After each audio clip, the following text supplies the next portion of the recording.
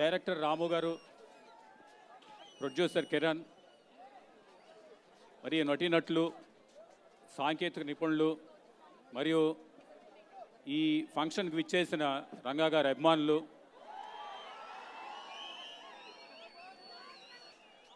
ఈ చిత్రంలో ఉన్న అన్ని పాత్రలతో కూడా నాకు అనుబంధం ఉంది.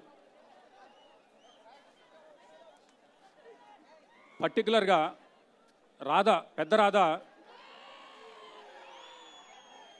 రాధా గారు నాకు బాగా క్లోజు.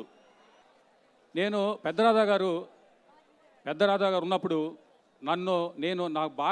నేనంటే అతనికి చాలా ఇష్టం. ఆయనకి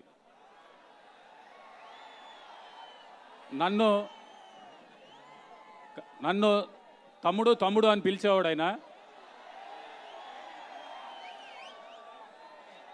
మేమిద్దరం బాగా క్లోజ్గా ఉండేవాళ్ళం. ఆ అనుబంధం ఉండేది మాకు.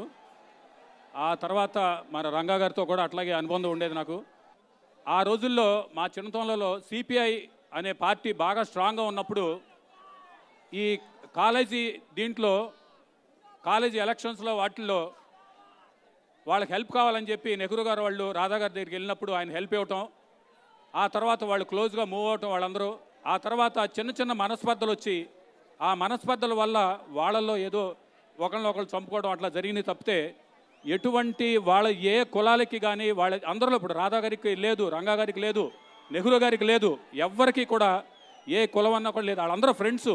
కాబట్టి నేను చెప్పేది ఏంటంటే దీన్ని అట్లాగే రామ్ గోపాల్ వర్మ గారు ఈ సినిమాని ఎక్స్ట్రాడినరీగా తీశారు. ఇప్పుడు మనం ఈ చిన్న 3-4 సాంగ్స్ చూసినప్పుడు మనంతా చాలా ఎగ్జైట్ అయ్యాం. మనం యాక్చువల్గా ఈ 3 సాంగ్స్ చూసేప్పటికే చాలా ఎమోషనల్గా తీశారు ఆయన ఆ సినిమాని.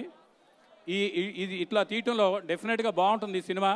నా రిక్వెస్ట్ ఏంటంటే దీన్ని మనం అందరం కూడా దీన్ని ఒక సినిమాలాగా చూసి దాన్ని ఆనందించాలి, సినిమాలాగా చూడాలని నా ఒపీనియన్ దీన్ని.